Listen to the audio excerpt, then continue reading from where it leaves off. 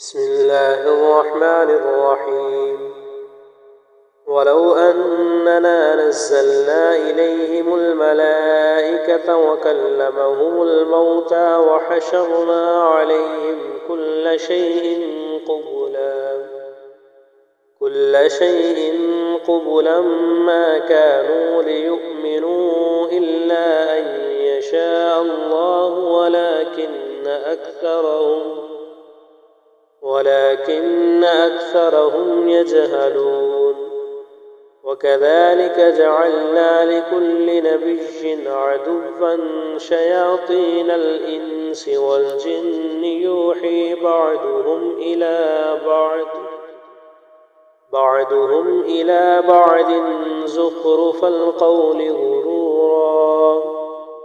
ولو شاء ربك ما فعلوه فذرهم وما يفترون. ولتصغى إليه أفئدة الذين لا يؤمنون بالآخرة وليرضوه وليقترفوا ما هم مقترفون. أفغير الله يبتغي حكما وهو الذي أنزل إليكم الكتاب مفصلا والذين آتيناهم الكتاب يعلمون أنه منزل من ربك بالحق فلا تكونن من الممترين. وتمت كلمة ربك صدقا وعدلا لا مبدل لكلماته وهو السميع العليم. وإن تطع أكثر من في الأرض يضلوك عن سبيل الله إن يتبعون إلا الظن وإن هم إلا يخرصون. إن ربك هو أعلم من يضل عن سبيله وهو أعلم بالمهتدين. فكلوا مما ذكر اسم الله عليه إن كنتم بآياته مؤمنين. وما لكم ألا تأكلوا مما ذكر اسم الله عليه وقد فصل لكم ما حرم عليكم إلا ما اضطررتم إليه وإن كثيرا ليضلون بأهوائهم بغير علم. إن ربك هو أعلم بالمعتدين. وذروا ظاهر الإثم وباطنه إن الذين يكسبون الإثم سيجزون بما كانوا يقترفون. ولا تأكلوا مما لم يذكر اسم الله عليه وإنه لفسق. وإن الشياطين ليوحون إلى أوليائهم ليجادلوكم وإن أطعتموهم إنكم لمشركون. أومن كان ميتا فأحييناه وجعلنا له نورا يمشي به في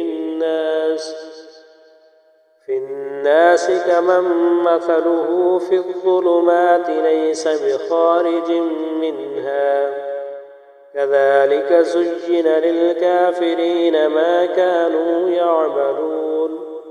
وكذلك جعلنا في كل قرية أكابر مجرميها ليمكروا فيها وما يمكرون إلا بأنفسهم وما يشعرون.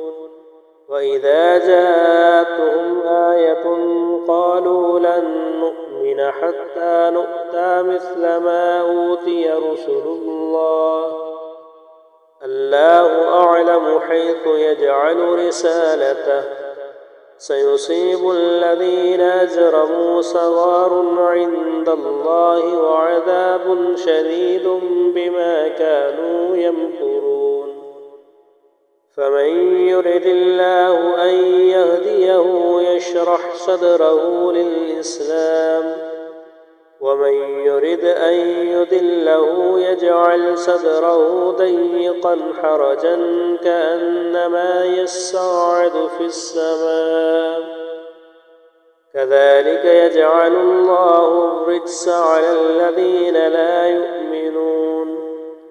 وهذا صراط ربك مستقيما قد فصلنا الآيات لقوم يذكرون لهم دار السلام عند ربهم وهو وليهم بما كانوا يعملون ويوم يحشرهم جميعا يا معشر الجن قد استكثرتم من الإنس وقال أولياؤهم من الإنس ربنا استمتع بعضنا ببعض وبلغنا أجلنا الذي أجلت لنا قال النار مثواكم خالدين فيها إلا ما شاء الله إن ربك حكيم عليم وكذلك نولي بعض الظالمين بعضا بما كانوا يكسبون